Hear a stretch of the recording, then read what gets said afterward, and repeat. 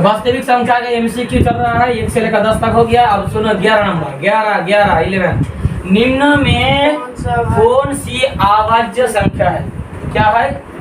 अभाज्य संख्या है। तो हम लोग जानते हैं अभाज्य संख्या किसे कहेंगे? जिसका 2 से अधिक गुणनखंड नहीं है। जैसे 15 का क्या होगा? 1 होगा, 3 होगा, 5 होगा। 16 का 1 होगा, 2 होगा, 4 होगा, 8 होगा, 16 होगा। कितना है?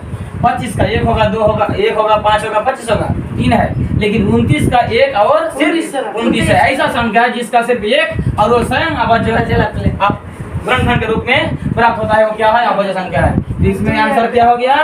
29 जो अभाज्य संख्या है। बाकी सभी संख्या क्या है? भाज्य संख्या। अब इसमें ये दिया गया है, ये देखो अच्छे से देखो, ये बिट गया, ये दिया गया है 3 और ये हो गया 27 और इसके ऊपर दे दिया गया ये रेखा। इस रेखा से एक स्पष्ट है कि इधर और संख्या है, इधर और अंक है, मतलब ये पूर्णांक नहीं है। तो ये पूर्णांक गलत है। एक परिमेय संख्या जब पूर्णांक नहीं है तो परिमेय संख्या होने का सवाल ही नहीं। एक प्राकृतिक संख्या ये भी नहीं, और एक अपरिमेय संख्या। ऐसा संख्या जो पूर्णांक नहीं है वो असंख्य है, चलते रहेगा। सीधा लिख दो एक, बोलो अपरिमेय संख्या। एक हो गया। अब प्राकृतिक संख्या के बारे में हम तो पढ़े हैं। क्वेश्चन 13, किसी पूर्णांक m के लिए सम संख्या का रूप है m+2। m में सम संख्या खोजना है हमें। क्या खोजना है? तो देखो ये 2m है, -1 1 मतलब क्या? विषम। 3 है विषम, 1 मतलब विषम। यही है जो m के में सम है।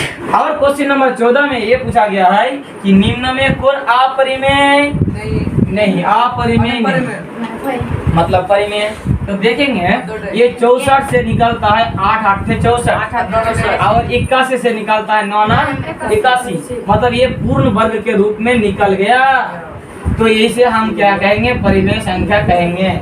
लेकिन यहाँ जाते हैं तो 3 का वर्गमूल नहीं है, 21 का वर्गमूल नहीं है, 35 का वर्गमूल नहीं है। यहाँ वर्गमूल दिया है, मतलब यहाँ 3 दिया है और यहाँ 2 दिया है। दोनों से हम जोड़ा नहीं निकाल सकते, एक को नहीं निकाल सकते, मतलब इसका भी पूर्ण कोई वर्गमूल नहीं है।